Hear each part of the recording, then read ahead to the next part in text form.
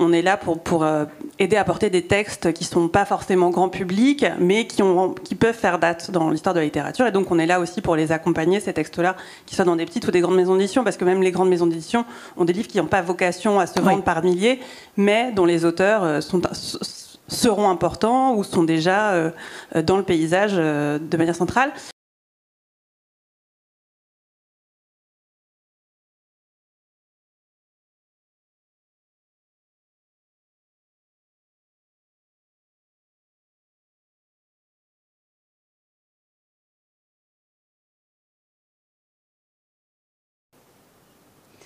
Bonjour à tous, bonjour le public de la Grande Halle de la Villette, bonjour l'Obs, bonjour Télérama, bonjour Le Monde, bonjour France Inter, bonjour le festival Mot pour Mot. Nous sommes ici entourés de critiques littéraires. Alors ce que je vous propose, c'est de vous présenter un peu l'enjeu de cette rencontre, puisque nous allons vous donner la parole d'ici, on va dire, une demi-heure, trois quarts d'heure. Vous serez les bienvenus pour dialoguer avec ces signatures que vous suivez dans la presse écrite depuis longtemps. Voilà, alors ce que je voulais dire, moi j'y ai réfléchi ce matin. Je me suis dit que, évidemment, les critiques littéraires qui sont ici se situent pile entre les auteurs, qui sont partout dans la halle de la Villette pendant 2 jours et aussi partout en France, que ces critiques littéraires, ils se situent partout entre l'auteur et le lecteur. Et que c'est un magistère en forme de médiation qui permet aux livres de rencontrer leur public, aux lecteurs de presse, parce que vous avez bien compris qu'on a réuni des critiques littéraires de presse, donc aux lecteurs de presse d'aller vers la lecture de livres, mais pas seulement. Moi, ce qui m'intéresse dans l'idée de les réunir cet après-midi, c'est que dans l'histoire intellectuelle française, la critique littéraire, ça désigne plus qu'un genre médiatique, ça constitue un corpus à part entière, avec ses textes phares, avec ses grandes plumes, avec ses écoles, et qu'autour de cette table, il n'y a ni la télévision, ni la radio, ni YouTube, ni TikTok. Autour de cette table, il y a donc, comme je vous les ai présentés, Le Monde, Télérama et l'Obs, c'est-à-dire il y a des journalistes qui écrivent, et qui écrivent sur des écrivains. Il y a des journalistes qui écrivent sur l'écriture d'une époque. Et en cela, la question qu'on va essayer de se poser et de résoudre tous ensemble, c'est pas la sempiternelle question des médias prescripteurs de livres, c'est plus que ça, à mon avis. C'est la question d'un regard, la question d'un discours, la question d'une pensée qui s'élabore en écrivant sur les autres, en lisant, en écrivant. J'aimerais que vous nous racontiez, que vous commenciez par vous présenter. On commence par au bout là-bas. Voilà. Bonjour, je suis Raphaël Léris, je travaille au Monde des Livres, je suis l'adjointe de Jean Birnbaum ici présent, je me permets comme ça de lancer un petit divulgachage, voilà, où je travaille depuis 10 ans, je travaille au Monde des Livres, mais je travaille au Monde aussi, je pense que c'est important de dire qu'on est dans l'ensemble de la rédaction également. Voilà. Bonjour, je m'appelle Nathalie Chrome, je travaille à Télérama, où je suis responsable des pages livres et du service livre. Et effectivement, comme Raphaël, je considère que je suis à Télérama, en plus d'être au service livre, et journaliste au-delà de la critique. Monsieur.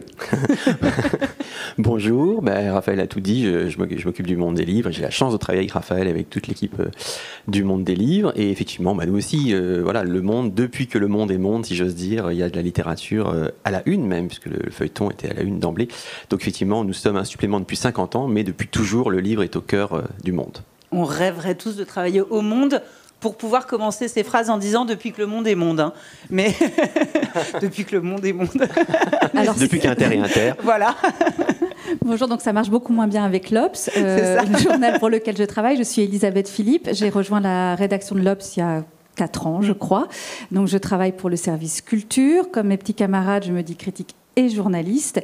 Et la particularité de l'Obs, c'est qu'on a une petite branche Internet, une petite sœur Internet qui s'appelle Bibliops, donc qui est le site sur lequel on parle de l'actualité littéraire. Donc voilà, ça apporte quelque chose de différent, je pense aussi, d'en parler sur Internet. Voilà. Alors je l'ai dit, vous êtes tous les 4 des lecteurs et vous êtes tous les 4 des lecteurs qui écrivent. Et j'aimerais qu'on commence par la lecture. Voilà, par votre façon que vous avez, vous, de lire des livres. Je pense qu'on ne lit pas un roman, on ne lit pas d'ailleurs n'importe quel texte dans le but de le critiquer comme on a toujours lu et comme nous lisons, nous, les profanes, qui ne faisons pas votre métier. J'aimerais que chacun de votre tour, vous nous disiez comment vous avez désappris à lire, pas comment vous êtes venu à l'amour des livres, la question qu'on vous pose toujours, mais comment vous avez désappris à lire, comment vous lisez dans le but de critiquer, parce que j'imagine que pour chacun d'entre vous, c'est une façon de lire très, très particulière.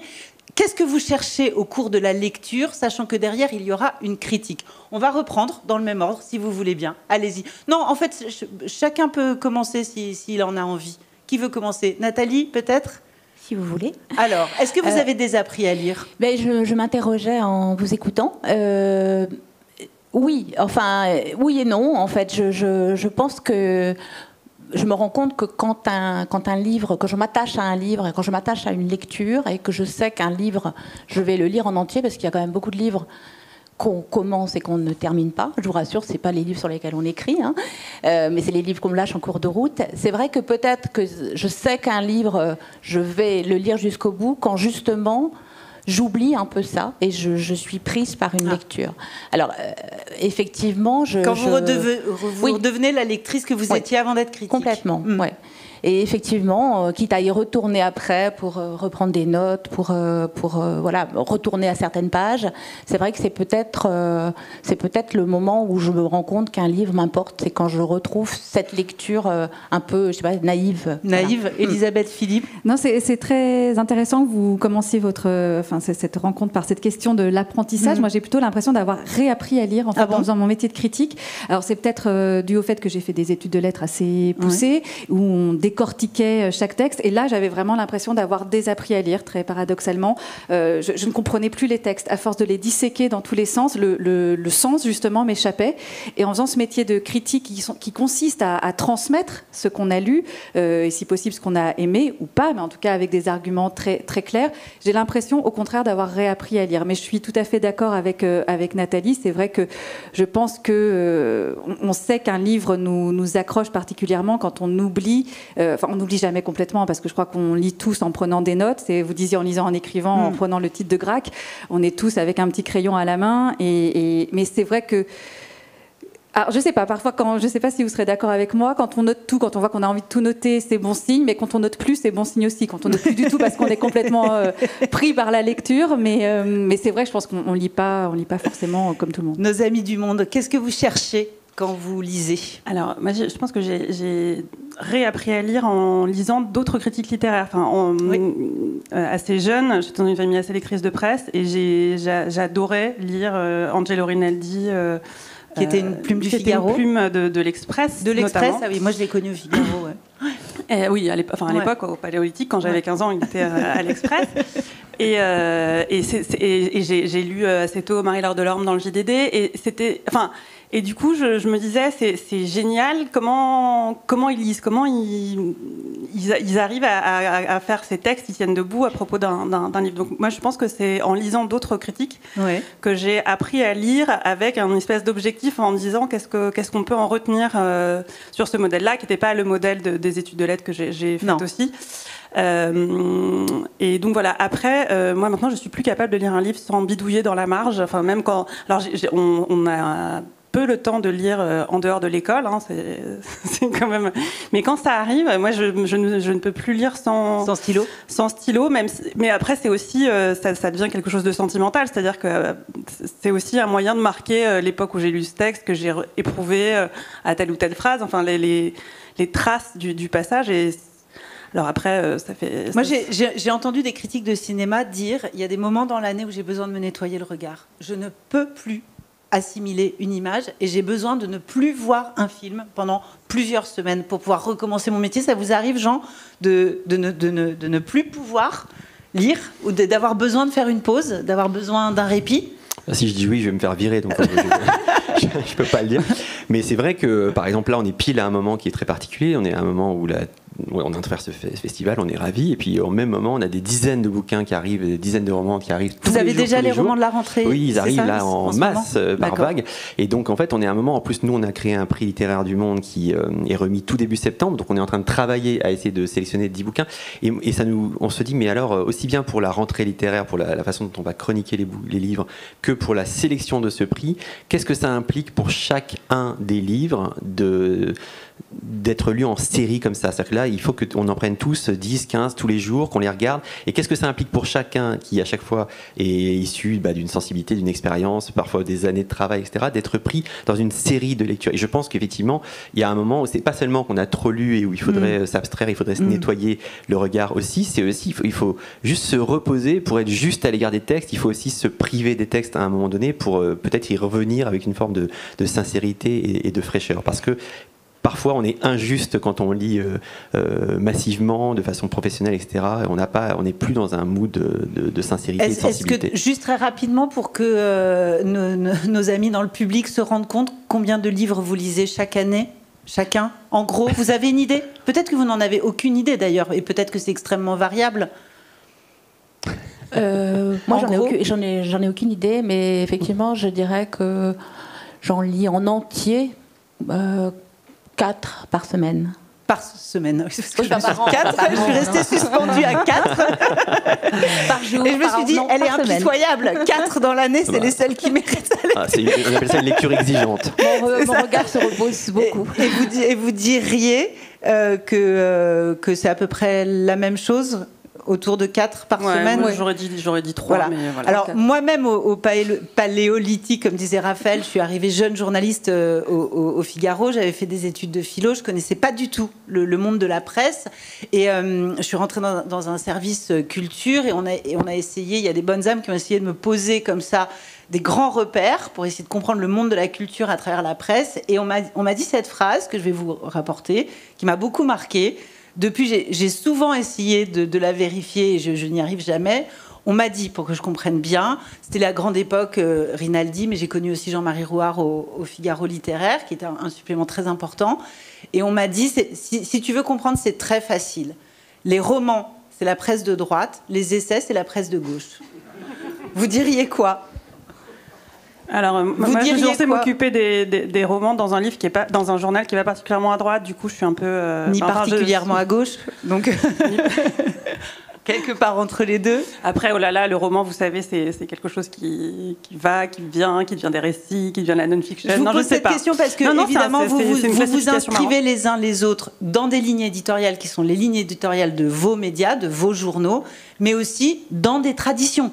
Dans des traditions, puisque vous les citiez, Raphaël, aussi, des traditions qui sont les critiques qui vous ont précédé, les critiques qui ont fabriqué et façonné la critique littéraire en France. Nathalie. Je ne sais pas si l'image, enfin en tout cas la ligne éditoriale de Télérama sur les livres est aussi caricaturale. Marquée, caricaturale, je pense pas, mais même aussi marquée, aussi historique qu'elle peut l'être au Monde, par exemple, ou à l'Obs, où j'ai l'impression que notamment au Monde, à travers le feuilleton, il y a quand même des noms et une tradition beaucoup plus forte, je crois. Et hop, c'est une façon de lui refiler le bébé. Mais à l'Obs, comment ça se passe? Non, mais c'est marrant cette histoire de roman de gauche et non, le roman de droite. Et c'est curieux parce que par exemple, effectivement, Le Monde, qui est un journal plutôt de centre gauche, a toujours mis des romans, y compris à la une du quotidien. Et le roman a toujours été très majoritaire dans le monde des livres. Ça a toujours été évidemment la forme souveraine. Mais comme l'a dit Raphaël, ça bouge beaucoup. On ne sait plus trop. D'ailleurs, l'essai, c'est marrant. Voilà, c'est ça aussi, on pourrait passer par là. L'essai est une forme qui a été inventée pour que la littérature. L'essai appartient à la littérature, ce qu'on appelle la littérature d'idées. Et donc l'essai, c'est la forme qui a été inventée historiquement pour que la littérature continue à apporter sa pierre à la connaissance. À un moment, on était arrivé dans un truc de sciences dures, de sociologie, etc. Donc l'essai, c'est la pensée émue quelque part. C'est la littérature, c'est le roman ému qui essaie d'éclairer le réel à travers de la pensée, mais de la pensée qui va effectivement être dans la sincérité, on y revient, etc. Donc moi, je vois pas trop cette répartition. C'est vrai que clairement, les essais, d'une certaine manière, comme souvent, parce que les essais, on voit tout de suite les sciences humaines, donc évidemment la sociologie, etc., tout de suite apparaît comme quelque chose qui s'intéresse à la société, à la question sociale, donc à la gauche. Mais j'avais jamais entendu cette répartition des choses. C'est vrai, par ailleurs, que les journaux de gauche, sans doute, chroniques, rendent plus compte de la vie des essais. Ça, c'est vrai. Et que nous, par exemple, au Monde des livres, On a une espèce d'obligation, nos lecteurs, on n'a pas obligation d'être exhaustif, mais quand même, il y a une espèce d'idée que il faut on passe pas à côté d'un bon livre quel qu'il soit, ce qu'on ne demande pas ni à Libé, ni au Figaro. Donc c'est pour ça qu'on a une équipe de gens très différents. On a embauché plein de jeunes sociologues, anthropologues, etc. dans tous les domaines, et aussi en littérature, parce qu'en gros, les lecteurs peuvent nous dire, mais bande de tocards, il y a eu un grand bouquin d'histoire médiévale et vous êtes passé à côté. Ce qui est toujours bien pour nous, parce qu'à ce moment-là, on peut appeler la spécialiste d'histoire médiévale et la faire culpabiliser, qui est un plaisir dont il ne faut jamais se priver. Donc voilà. C'est ça. Par ailleurs, la phrase que je viens de vous rapporter, c'est une phrase du XXe siècle, hein, c'est une phrase du Paléolithique. Elisabeth Philippe, puisque évidemment, moi, mon idée, c'est d'arriver. On a parlé de la façon que vous avez de lire en tant que critique littéraire, mais évidemment, il y a la question de vos choix. C'est-à-dire, qu'est-ce que vous lisez? Comment vous choisissez les livres que vous lisez? Vous ne pouvez pas tout lire.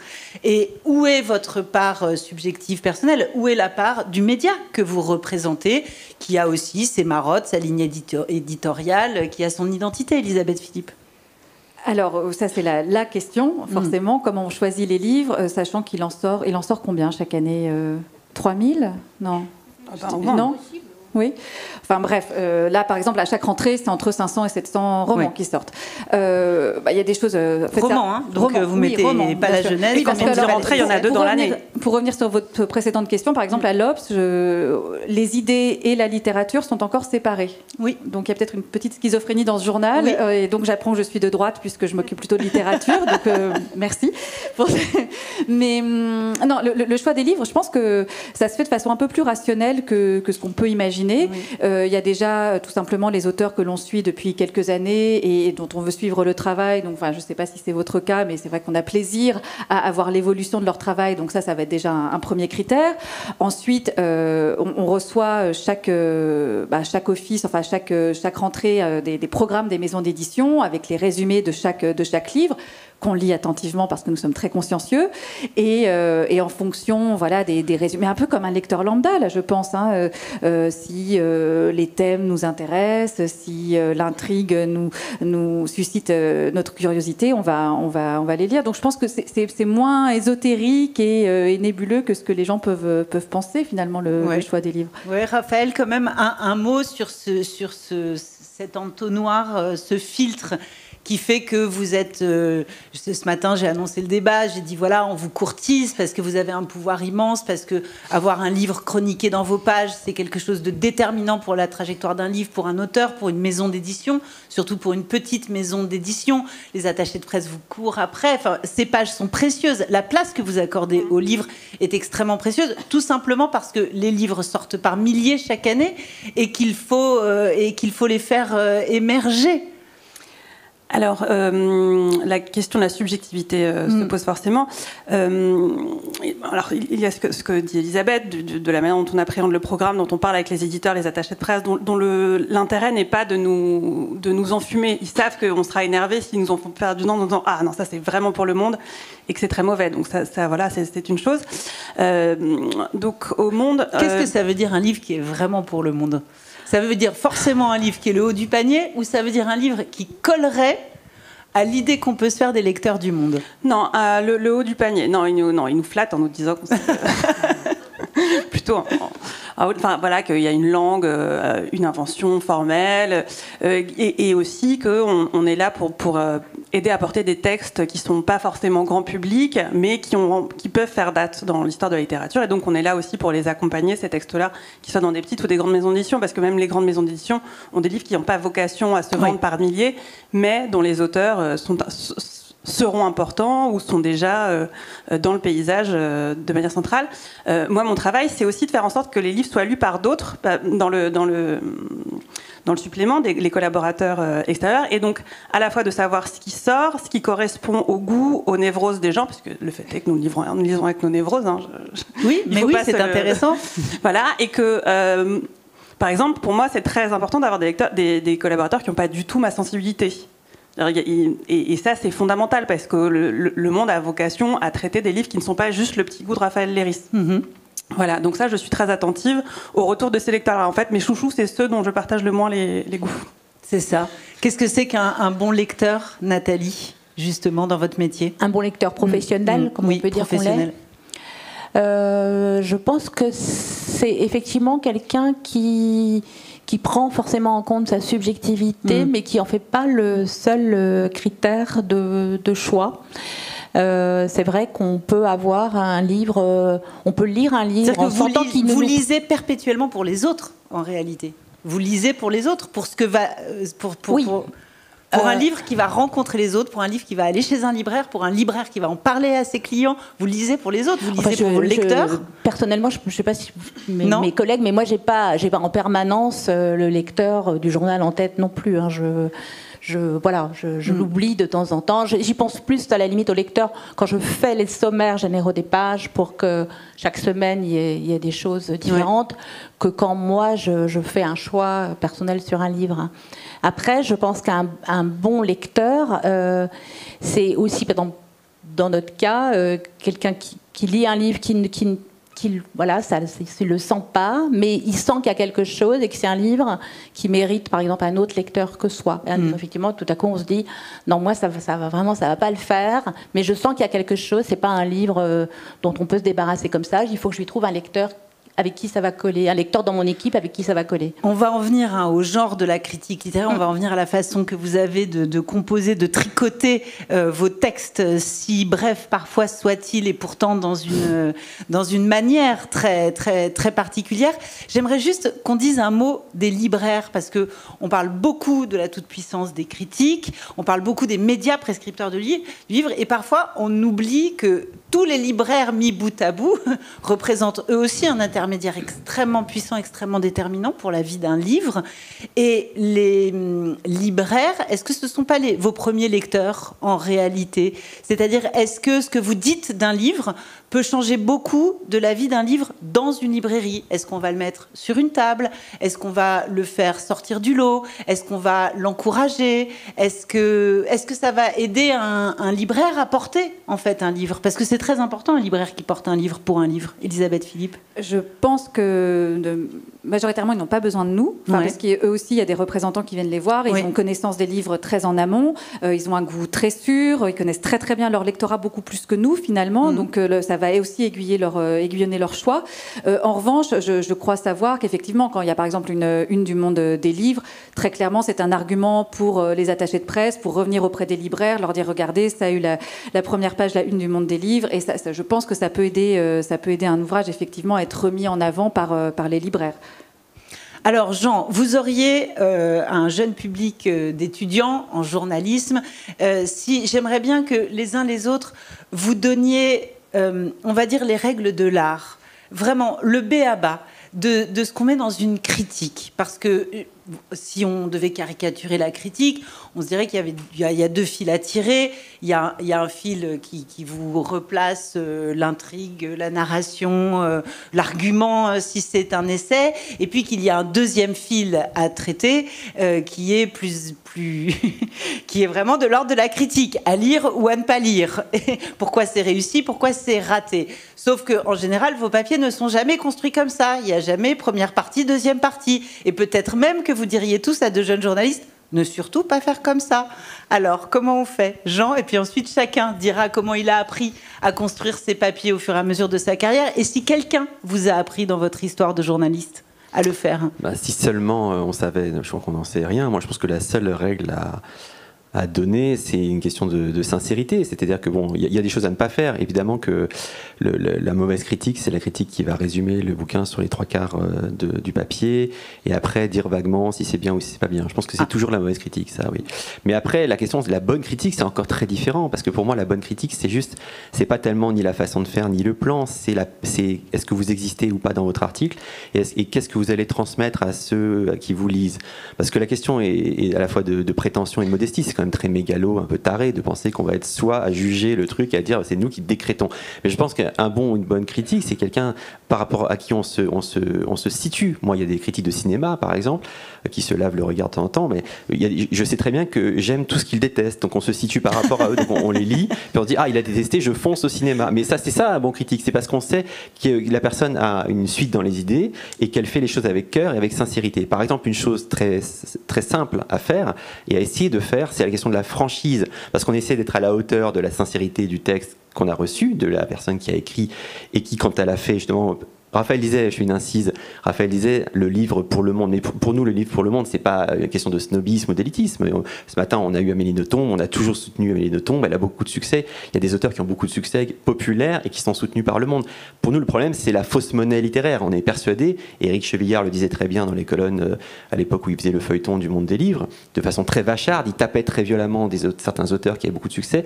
Et quand on lui disait, bon, vous n'y allez pas avec le dos de la cuillère, il disait, oui, mais là, ce sont des gens qui vraiment parasites et qui font du mal à la littérature. Donc il faut pouvoir à un moment donné rétablir des hiérarchies. Donc si on prend les textes de ceux qui sont sincères et qui vont sincèrement au texte et qui ne sont pas dans une espèce de stratégie marketing un peu obscène de démagogie cheap, pour dire les choses gentiment, en fait, à ce moment-là, on essaie d'être sincère aussi. Et donc qu'est-ce que ça donne? Ça veut dire ne pas se dire, ah, parce que cette personne est connue, je vais forcément en dire du bien, et c'est pas non plus parce que j'en ai dit du bien au moment où j'ai annoncé mon papier. Pour moi, c'est ça, voilà, le truc. Ouais. Vous êtes en réunion, où vous parlez à Raphaël, vous l'avez au téléphone, vous êtes terrorisé, c'est votre chef, et vous lui dites « J'ai aimé ce livre, je voudrais faire 4500 signes, espace compris ».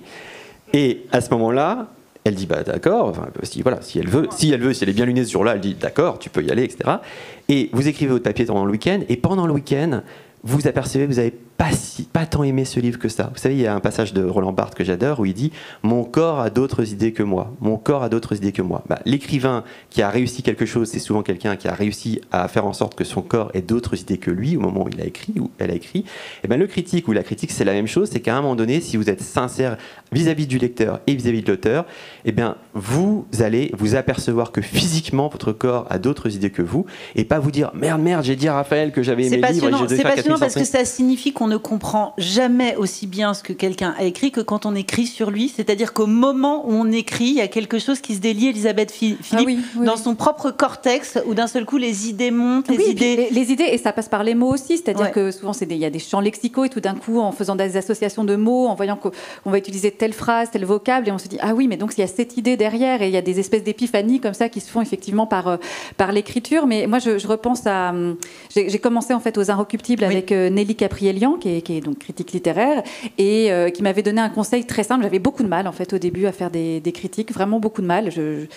J'arrivais pas, il n'y avait pas de ton, justement, il n'y avait pas de personnalité derrière, et c'était vraiment des débuts très très douloureux.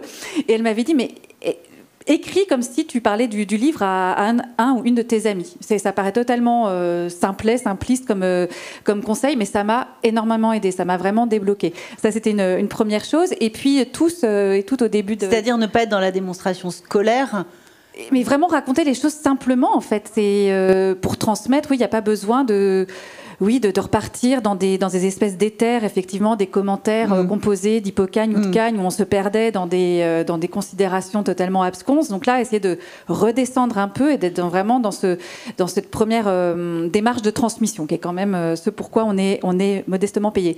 Et ensuite, que voulais-je dire? Je ne sais plus. Non, oui, au début de la rencontre, on a tous insisté sur le fait qu'on était critique et journaliste. Oui. Je pense que certes, il y a notre subjectivité, notre sincérité à faire passer, mais aussi des informations à donner. C'est-à-dire que sinon, notre métier, tout le monde peut le faire. C'est-à-dire de lire. Et d'ailleurs, ça, c'est un point sur lequel voilà, peut-être on reviendra, mais... Donc c'est recontextualiser un livre dans l'œuvre d'un écrivain. C'est par exemple un livre qui est porté au nu. On dit ah mais quelle nouveauté, c'est peut-être dire non en fait il y a tel et tel et tel écrivain qui ont fait à peu près la même chose quelques années ou quelques décennies auparavant. Donc on est là aussi pour donner des informations. Donc ça c'est quand même très très important. Et vous parliez de TikTok et d'internet au début. Je pense qu'il faut quand même rester très très humble quand on voit que par exemple une vidéo de 2 secondes d'une jeune femme qui pleure en lisant son livre et qui est revu 19 millions de fois sur TikTok, ça relance les ventes d'un livre. Je crois que c'était 10 000 ventes par semaine, simplement parce qu'elle s'est filmée en train de pleurer après avoir lu un livre. Donc la toute-puissance, je suis pas sûre qu'elle soit... Alors la toute-puissance en matière de prescription, c'est vrai, mais sauf que ça, c'est pas de la critique. C'est-à-dire que là où vous êtes challengé, c'est en termes de prescription. C'est-à-dire que c'est vrai qu'une image Instagram sur un compte influent, etc., ça vous challenge tous en termes de prescription. Mais mais c'est pas de la critique. Précisément, c'est pas de la critique. Nathalie, est-ce que vous voulez bien, vous qui avez aussi accueilli des jeunes journalistes dans votre carrière, qui les avez formés, c'est-à-dire comment vous définiriez et les règles de l'art et le b.a.-ba de ces papiers qu'ils écrivent et qui sont un genre journalistique très à part, qui ressemble en fait à rien d'autre dans le paysage journalistique, ce que vous faites. C'est un exercice journalistique totalement à part. Je suis désolée parce que j'en suis vraiment incapable. Je ne sais pas du tout. Moi-même, ça rejoint, je pense, ce que disait Elisabeth. C'est vrai que la pensée vient en écrivant. Et ce que je pense du livre, ce que je vais dire, en tout cas, je sais en gros ce que j'en pense, mais ce que je vais dire dans mon article, ça me vient quand j'écris. Et effectivement, d'ailleurs, je suis vraiment pas une personne de radio, par exemple, de l'oral, ça se voit, je crois. C'est vrai que la pensée, pour moi, elle s'articule quand j'écris. Ouais, ça c'est extrêmement intéressant, Raphaël Léris. Je dirais pas la même chose pour un reportage ou une enquête ou un portrait, mais c'est vraiment ça, parce sur que la les critique. uns les autres aussi, on peut peut-être le préciser. Vous signez des grands portraits, vous signez aussi de grandes interviews. Donc vous mettez en scène par écrit aussi des dialogues avec des écrivains et avec des penseurs. Vous êtes pas, le champ du critique est beaucoup plus large que simplement la critique d'un ouvrage. Raphaël Léris, moi ce que je trouve passionnant, c'est qu'il y a plein de textes critiques qui sont autosuffisants. C'est-à-dire, et ça vaut pour la critique de cinéma. Moi j'ai des souvenirs de critiques de Jacques Mandelbaum au Monde. J'ai jamais même pensé aller voir les films, mais c'était une lecture passionnante. Dans cette lecture-là, il y avait au moins une idée, si ce n'est 2, si ce n'est 3, mais il y avait au moins une idée qui me faisait moi-même réfléchir à beaucoup de choses, sur l'histoire du monde, sur l'histoire de la société, sur l'histoire du cinéma, sur l'histoire des images. Mais en réalité, est-ce que vous pourriez nous parler de cette critique qui vaut en elle-même, en fait, indépendamment du fait que peut-être derrière, ça va déclencher l'achat du livre, une lecture. Et d'ailleurs, en fait, c'est même assez rare qu'on revienne, une fois qu'on a terminé le bouquin des mois après, à l'article qui a déclenché cet achat. Donc, en fait, l'article, il vaut pour lui-même. Oui, vous parliez de la question de la prescription. Notre premier objectif n'est pas tant de faire acheter des livres que les gens aient envie d'acheter le journal. Il est là le point de départ. Non, mais oui, bien sûr. C'est ça dont il est question, c'est-à-dire qu'on est là pour dresser un panorama de l'actualité littéraire, d'être dans la sincérité, etc. Mais on est aussi là pour donner un objet journalistique plaisant, intéressant, qui pose des questions, contre lequel on peut s'énerver, mais c'est aussi de ça dont il est question. Et d'ailleurs, c'est pour ça que dans tous les journaux littéraires, il n'y a pas que de la critique. Non. Il y a de la critique, des interviews, ce que vous disiez. C'est-à-dire qu'on est là pour... Oui, aussi pour avoir accès à un espèce d'univers, donner une idée de ce que c'est que le monde littéraire au moment où il est en train de s'écrire.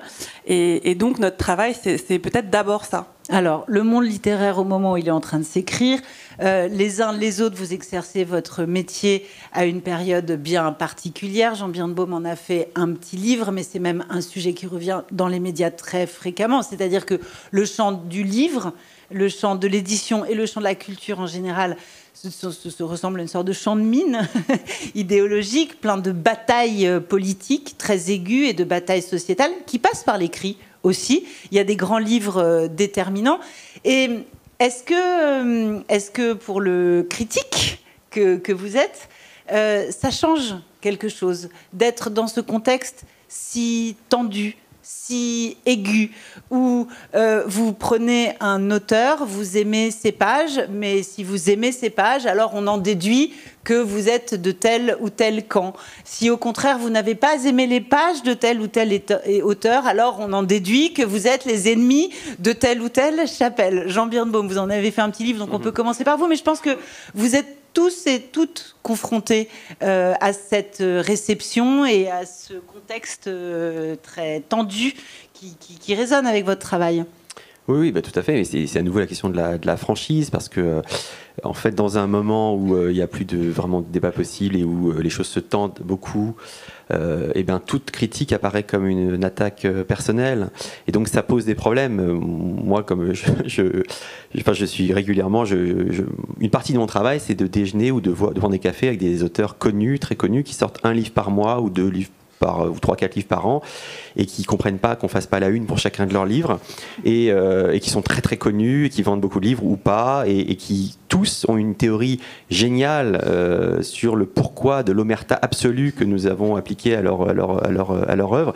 Et donc je leur explique que c'est beaucoup plus simple que ça, que c'est une artisanat, je suis obligé de leur dire parfois que si on n'a pas chroniqué le dernier, c'est qu'il était moins bon que d'autres, etc. Et en fait, il y a quelque chose qui me frappe à chaque fois, c'est que je vois bien dans les yeux, dans le regard, dans l'écoute de ces personnes, que je respecte beaucoup, que leur souffrance vient aussi du fait qu'aujourd'hui, ils ont perdu le sens de la critique au sens de la critique. C'est-à-dire que une des pathologies aujourd'hui, c'est que on ne fait plus, il y a une crise de la critique et qu'on traite les livres sous forme de grands entretiens, de petits formats, etc. Ce qui fait que le format critique où vous allez prendre un texte et où, avec sincérité, loyauté et parfois une forme de frontalité, vous allez dire que le texte n'est pas parfait, c'est quelque chose qui apparaît comme extrêmement violent. Mais on voit ça aussi à l'université, où la question du débat entre intellectuels, etc., est en crise aussi, et où beaucoup préfèrent être sympa avec le cher collègue, la chère consoeur, et ont peur d'apparaître comme une personne extrêmement violente si ils disent quelque chose d'un peu dur sur le livre. Alors que la question de base de la critique, mais aussi de l'amitié, c'est de dire si tu es mon ami ou si tu es un critique authentique et que tu respectes tes lecteurs et les textes, eh bien quand tu trouves qu'un texte a des limites, il faut pouvoir le dire. Mais dans une ambiance comme ça, de crise du geste critique et de tension très très dure, aussi bien idéologique que politique et que donc littéraire, eh bien forcément toute même nuance, toute même réserve sur un texte, même très argumenté, apparaît comme une attaque personnelle. C'est-à-dire des gens qui pensent que vraiment vous les avez insultés. Et donc ça, c'est un gros problème. Et un des enjeux pour nous aujourd'hui, critiques de tous les journaux, de tous les pays, unissons-nous, c'est de maintenir le geste critique et de surtout pas canner devant cette exigence d'une argumentation. Il faut surtout pas jamais tomber dans le règlement de compte, etc. Ça, c'est un gros truc. Mais par ailleurs, ne pas reculer devant cette exigence de dire les choses, de nommer les choses, sinon on va avoir affaire, il vaut mieux une espèce de frontalité tendre et un peu rude de temps en temps qu'une faucuterie généralisée. Mm-hmm. Elisabeth Philippe. Non, je suis entièrement d'accord. Mais je pense que ça excède même le métier de critique, c'est le métier de journaliste. Ah bien sûr. C'est-à-dire que nous, on aimerait vous entendre ramener à votre profession. On parlait des grands entretiens. Je pense que Florence Aubenas, par exemple, qui a sorti son livre L'inconnu de la Poste et que j'ai eu le bonheur d'interviewer pour l'Obs au moment de ce livre, disait que c'était de plus en plus dur. Elle était de plus en plus angoissée avant de publier un article du fait des réactions. Notamment sur les réseaux sociaux.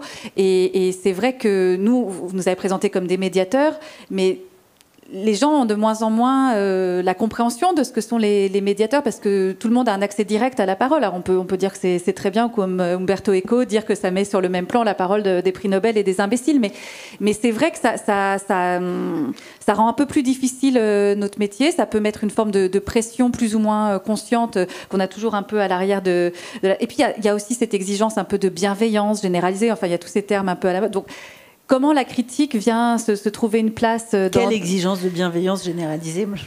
Je la vois pas. Non, mais ça fait non, alors c'est sûr qu'elle s'exprime pas sur les réseaux sociaux, mais le terme bienveillant, c'est quand même terme un peu à la mode en ce moment. Donc c'est simplement pour rebondir sur ce que disait Jean, à savoir que l'exercice critique et cette frontalité douce dont tu parlais, elle n'est plus comprise, et c'est vrai qu'elle peut susciter des réactions d'une très très forte, très violente, très épidermique de la part des personnes dont on parle. Raphaël Léris, vous sentez que derrière le côté absolument invivable, irrecevable de la critique, quand elle est frontale, aussi sincère soit-elle, il y a aussi tout un champ politique qui remonte et qui ressurgit dans vos pages et dans le milieu de l'édition. Alors, en littérature, c'est pas non plus toutes les minutes qu'on est confronté à ce problème, beaucoup moins que dans les pages essais, mais par exemple, j'ai en tête le dernier livre de Christine Angot, que j'ai beaucoup moins aimé que les deux précédents, par exemple, et Le Monde, par principe, est considéré comme défendant Christine Angot quoi qu'il arrive. Et nous, on s'est dit...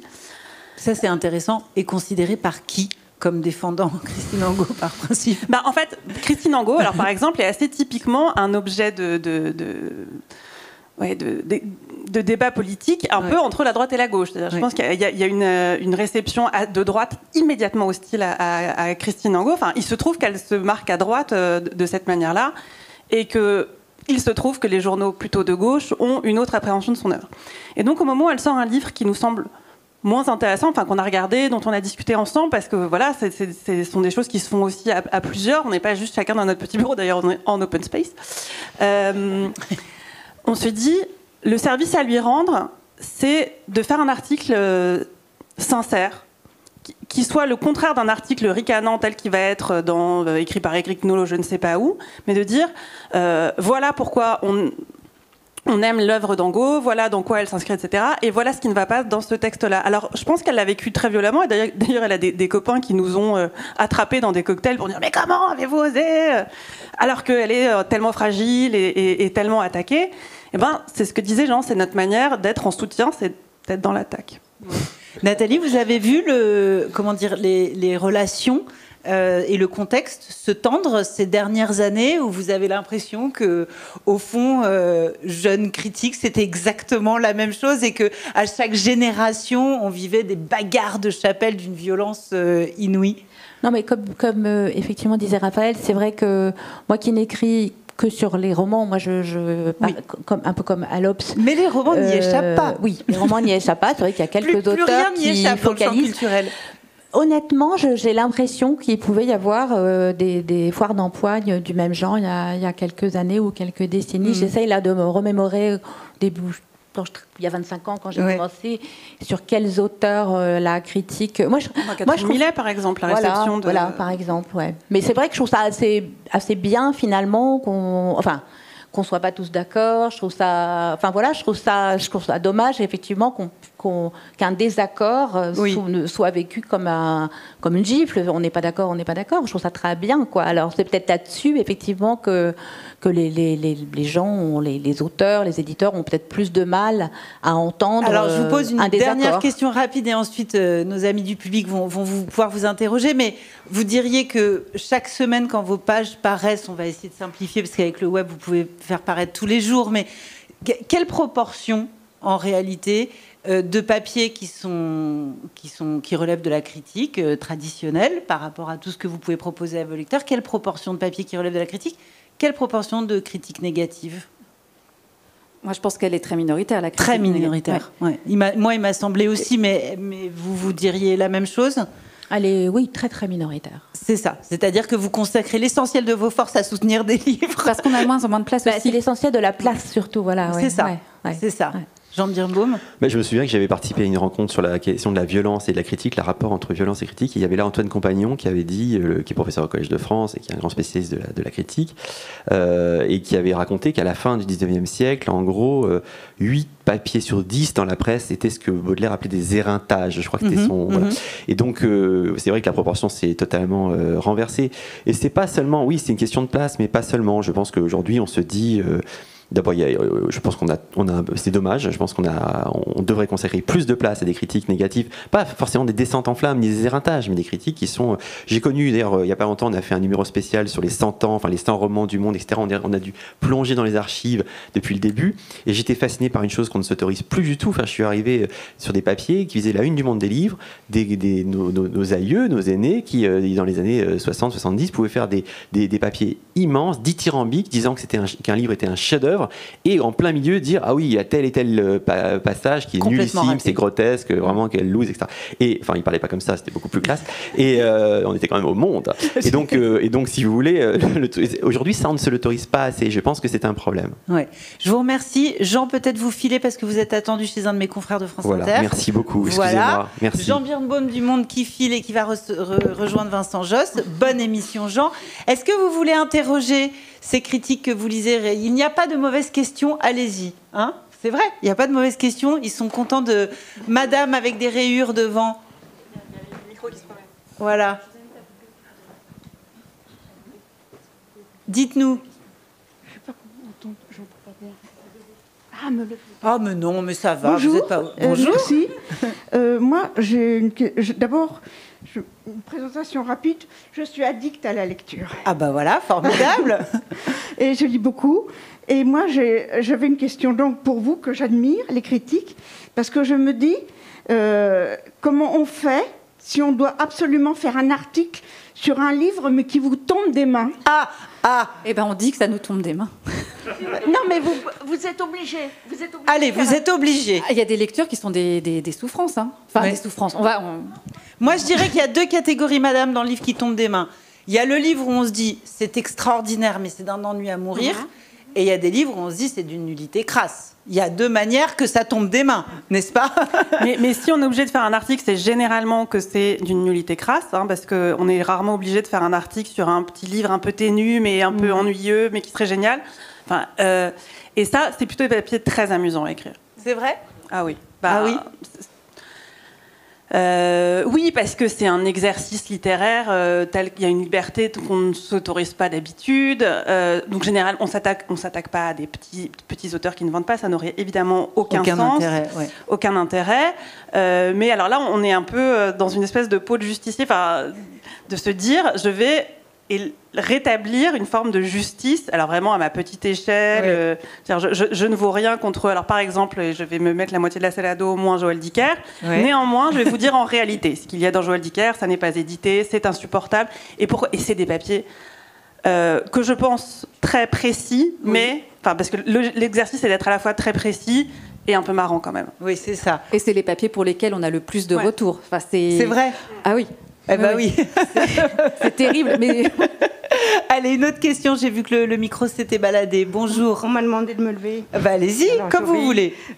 Voilà, je voulais vous dire qu'aussi les critiques pas agréables pour les auteurs m'intéressent aussi parce que moi, je les cherche, je les scrute dans vos journaux. Parce qu'il m'aide aussi pas forcément à ne pas aller vers ce livre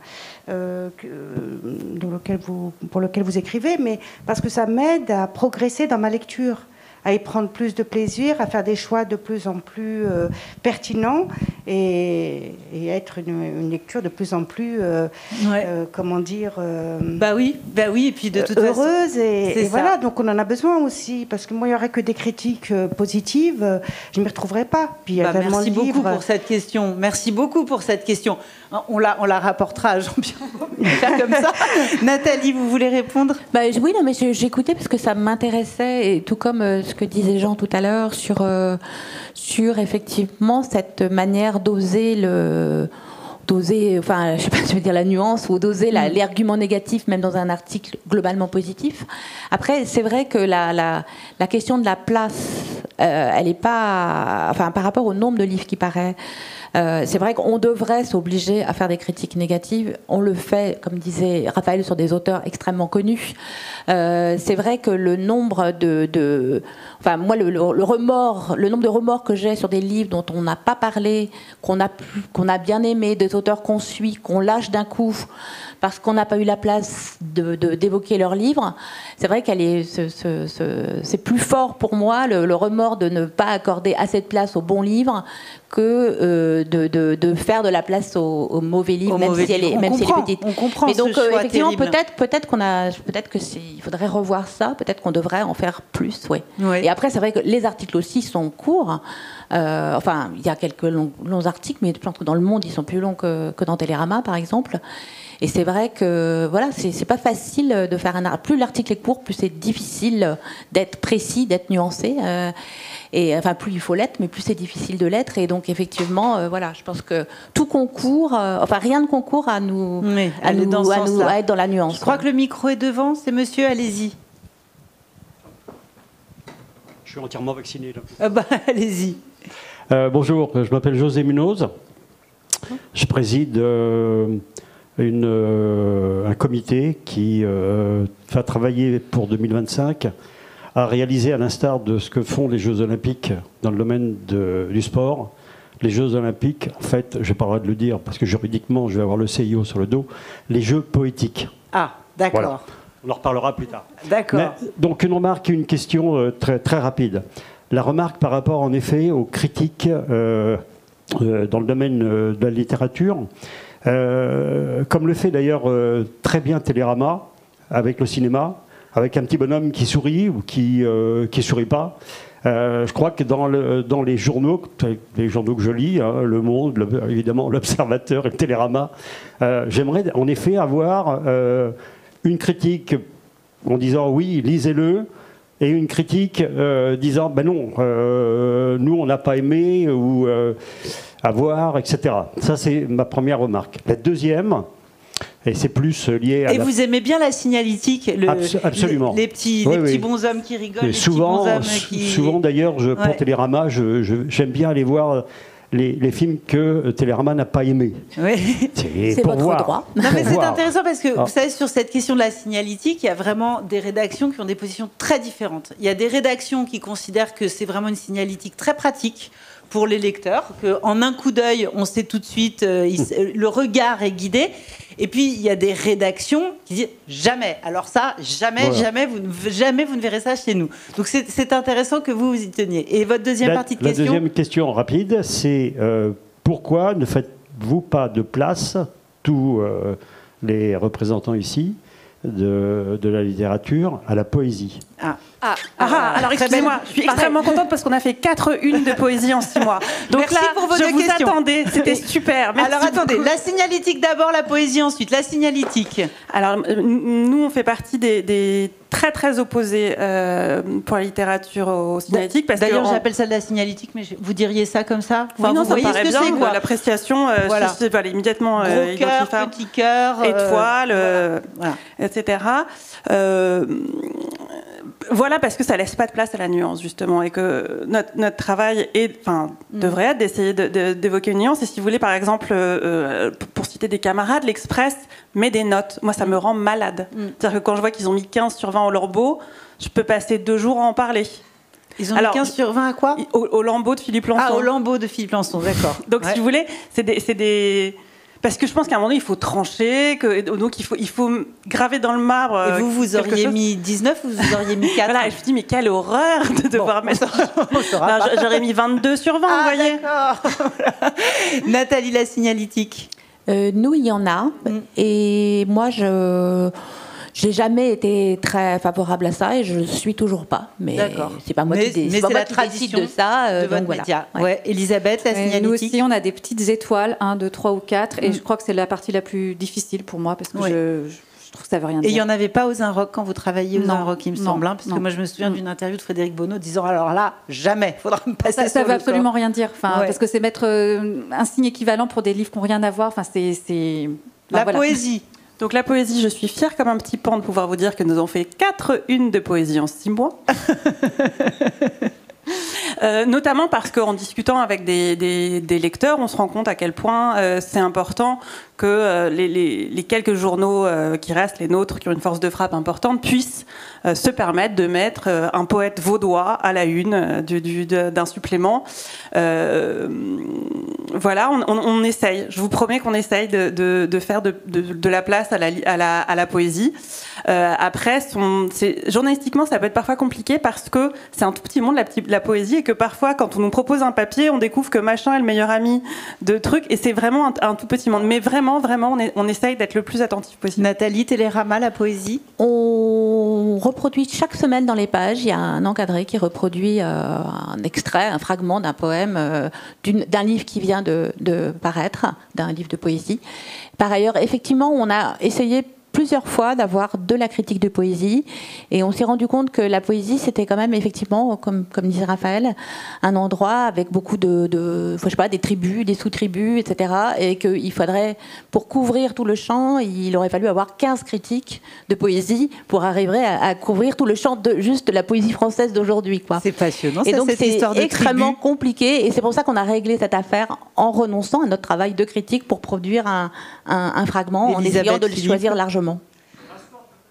Non, il est certain qu'on n'en parle pas suffisamment. Dans l'Obs, il y a eu très récemment une enquête de 4 pages, je crois, sur le renouveau de la poésie. Donc, tout espoir n'est pas perdu. Est-ce qu'il y a encore une question avant qu'on... Madame. Oui, bonsoir. Merci pour vos articles qui sont bien meilleurs que beaucoup de livres. Mais c'est ça. Et c'est un bonheur de vous lire. Il y a d'ailleurs des auteurs dont je ne peux pas supporter de lire un livre et dont j'apprécie relativement les critiques. Il y en a plusieurs comme ça dans le monde.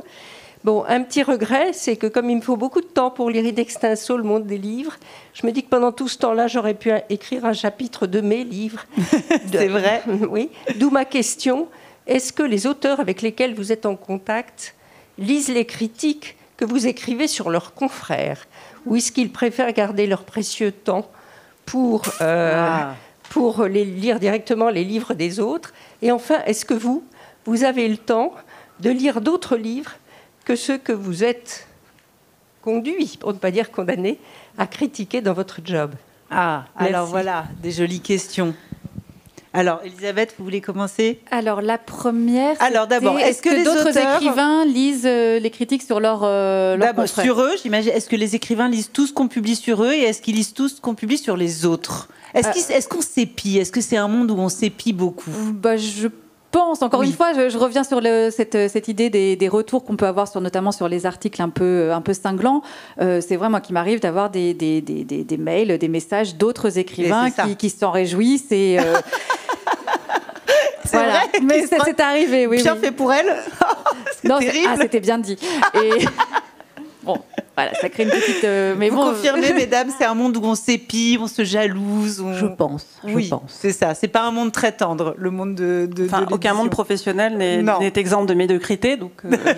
C'est ça. Ni de rivalité, ni de rivalité. C'est un monde où quand même les égos sont très en avant. Oui, bien entendu. Sans dire ça de façon négative, c'est vrai qu'un écrivain met beaucoup de lui dans son travail, en l'occurrence. Bien entendu. Et la deuxième question de madame, c'est-à-dire, est-ce que vous vous accordez de temps en temps une lecture peut-être par exemple un grand classique, on pourrait prendre ça comme exemple, le plaisir de lire un grand classique qui ne donnera jamais lieu à une chronique parce que c'est pas l'objet et que Elisabeth. Chaque été, je me réserve une plage, c'est le cas de le dire, pour lire un grand classique. C'est ça, moi, ma façon de me laver les yeux, c'est de sortir de l'actualité éditoriale. Et là, le confinement aussi m'y a aidé. On avait quand même plus de temps à la maison et j'ai pu, par exemple, je vous avoue, je n'avais jamais lu Le Comte de Monte Cristo, donc j'ai pu lire Le Comte de Monte Cristo. C'est vrai, c'est génial ça. C'est un immense bonheur. Ah ouais. Mesdames. Alors, Raphaël. moi, donc ça fait 20 ans à peu près que je fais ce métier. Ouais. Et les seuls moments où je me suis autorisée à lire autre chose que de l'actualité littéraire pour l'école, ce sont mes congés maternité. Donc globalement, j'ai fait des enfants pour pouvoir lire Middlemarch de George Eliot. Et l'été, le 15 août, je me suis retrouvée à lire George Eliot plutôt que d'être en train de dire « Oui, c'est un premier roman un peu fragile, mais il y a quelqu'un… » C'était assez formidable. Néanmoins, ça se paye sur du long terme. J'ai moins de temps pour lire. Et vous avez beaucoup d'enfants? Alors, je me suis arrêtée à 2, parce qu'après, j'ai compris qu'en fait, je me faisais avoir. Nathalie? Oui, ça va être moins que je ne voudrais, mais ça arrive. D'ailleurs, éventuellement, dans les livres qu'on reçoit, quand on reçoit un folio qui tout à coup, est un George Eliot, on ne peut pas résister forcément. On se dit, un George Eliot ou un Dumas que j'ai pas lu, je ne peux pas résister, je commence et je continue. Donc oui, ça arrive quand même. Oui. Mais et c'est ça qui lave le regard aussi, plus que le fait de ne pas lire. En fait, c'est de revenir vers les écrivains qui nous sont chers, qui sont le fond de notre bibliothèque à nous. Est-ce que vous avez une dernière question? Parce qu'après, je pense que les agents de sécurité vont nous faire... Madame devant. Bonjour. Bonjour. Alors, pendant que vous parliez, j'étais en train de me poser plusieurs questions. Et notamment, ma première question concerne le magazine littéraire Lire. Ouais. Dont nous n'avons pas de représentant ici. Et je pense que la plupart de la France lit ce magazine. Et je voudrais savoir comment vous faites, déjà tout d'abord pour vous distinguer par rapport aux critiques qu'on lit dans le magazine Lire. Et que pensez-vous également par rapport à ces critiques-là, et notamment au grand bandeau rouge où on voit c'est un chef-d'œuvre à absolument lire, c'est intéressant. À ne pas manquer. Oui, c'est intéressant, c'est vrai, c'est intéressant. C'est intéressant. Vous voulez poser une deuxième question? Deux autres, après je vous laisse parler. Alors allez-y. Peut-être on les fait réagir tout de suite. Alors asseyez-vous, on va les faire réagir tout de suite à la première question. C'est vrai qu'il y a de la presse spécialisée. Vous pratiquez tout votre métier dans des journaux généralistes. Il y a de la presse spécialisée. Donc est-ce que vous regardez comment vous vous différenciez? La question est intéressante. Et puis par ailleurs, il y a toutes ces pubs et puis aussi ces bandeaux où on simplifie vos critiques résumées d'un mot, genre extra extraordinaire, Elisabeth Jubilatoire. Philippe, jubilatoire, sidérant. Alors, par rapport à la presse spécialisée. Alors, je les lis, mais comme je lis mes consoeurs de Télérama ou de l'Obs, donc je ne me sens pas particulièrement en devoir de me différencier par rapport à lire le magazine littéraire. Enfin, c'est une lecture, parce que c'est un journal qui est spécialisé, mais qui est en même temps très grand public, très généraliste, donc qui pratique pas son métier de manière très très différente de nous, il me semble. Donc, c'est pas forcément un enjeu. Après, pour les bandeaux, généralement, je sais qu'un papier n'était pas très bon si on peut reprendre un... C'est vrai ? Ouais. Quand on reprend un adjectif, je me dis ah merde. Je sais que j'ai fait du cliché. Parce que moi je me suis toujours posé la question, est-ce que les éditeurs vous demandent l'autorisation ? C'est hyper rare. Ah très bon très rare. Moi ça a dû m'arriver 3 fois. Moi il n'y a que Folio qui me demande. Ouais. Ah Voilà. oui ? Donc il y a des pubs dans Elle avec sidérant tatati tatata signé là, et puis on vous a pas demandé alors que c'est votre nom qui sert de pub, de slogan publicitaire. Parfois il y a de la grosse arnaque. Hein. C'est vrai ? Ah ouais, parce qu'ils vont reprendre vraiment un petit bout de la critique qui disait absolument pas ça. Ah ouais ? Ah ouais, mais j'ai plus d'exemples précis, mais parfois c'est frappant et c'est assez drôle ou un peu embêtant parce que ça nous fait endosser un goût qui n'est pas le nôtre. Bah carrément. Alors juste petite anecdote personnelle, mais ne croyez pas que je sois complètement obsédée par Joël Dicker. Néanmoins, c'est avec lui que ça a eu lieu. J'ai une amie qui m'envoie un texto de ses vacances en disant à cause de toi j'ai acheté Joël Dicker. Je dis mais qu'est-ce que tu racontes, jamais de la vie.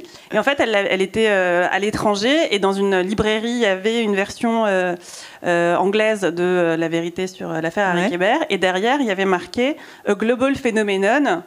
Raphaël Léris, voilà, juste A Global Phenomenon. Et donc ma copine a acheté ça hors de prix en Finlande et m'a insultée à son retour en disant mais c'était très mauvais, qu'est-ce que tu... Madame, une dernière petite question rapide parce que je crois qu'il faut qu'on arrête. Ouais, on a dépassé le temps.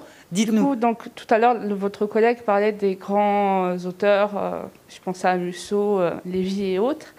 Et je voudrais savoir comment est-ce que vous faites pour plus sortir du lot les petits auteurs moins connus du grand public par rapport aux grosses masterpieces. C'est la question, je pense, la plus difficile, hein, parce que, en tout cas, mes consoeurs n'ont cessé de dire qu'elles manquaient de place. Hein. Donc, à chaque fois, c'est des choix vraiment drastiques. Hein. Le filtre est terrible. Et j'imagine, mais vous allez me le dire, vous allez nous répondre le plus honnêtement possible, j'imagine qu'il y a des auteurs incontournables. C'est-à-dire qu'en fait, on est obligé de les chroniquer. Oui, les gros auteurs, les grands vendeurs de livres, ou est-ce que parfois on peut faire le choix que non, rien n'est obligatoire, Nathalie ? En tout cas, c'est vrai que les auteurs que vous citez, Musso, Lévy, nous, on n'en parle jamais. D'ailleurs, moi, je dois dire que Musso, je ne les reçois pas et je comprends. Enfin, voilà, je ne me formalise pas. Je ne suis pas sûre que je les lirai. Je les feuillette de temps en temps. C'est vrai que, pour le coup, je pense que mes lecteurs n'attendent pas ça. Voilà, mes lecteurs n'attendent pas après moi pour savoir ce que je pense ou du Musso ou du Lévy. Parce que ça, c'est de la littérature, on va dire, mais... très, très, très populaire. Mais il y a de la littérature qui est plus entre les deux, peut-être moins populaire, moins grand public que Lévy ou Musso, mais qui sont quand même des très, très gros vendeurs de livres et des masterpieces, comme dirait madame.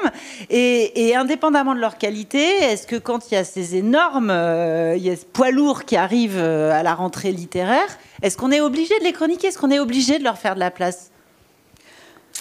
Non, Elisabeth. Oui, dans la mesure où on se fait l'écho de l'actualité éditoriale, c'est sûr que par exemple, il y a Christine Angot sort un roman à la rentrée. On ne va pas ne pas en parler. Après, on n'est pas obligé de lui consacrer le plus grand nombre de pages. Et pour répondre à votre question sur les plus petits auteurs, c'est vrai que là, c'est ça notre métier aussi. Je parlais de TikTok tout à l'heure ou d'autres réseaux qui parlent de livres, pas de la même manière que nous. C'est vrai que nous, on va avoir cet attachement à regarder les petites maisons d'édition, à les premiers romans aussi. Moi, je trouve que c'est le plus beau moment. Enfin, c'est ce qu'il y a de plus agréable au moment d'une rentrée littéraire, c'est découvrir des nouvelles voies. Donc, tout ça, ça fait partie de notre métier et vraiment de ce qui en fait, je pense, l'intérêt principal. Un mot pour conclure, Raphaël Léris, et puis après, je crois qu'il faut qu'on arrête. Vous voulez ? C'est quand même un très chouette métier. Voilà, ça c'est super. Merci à vous.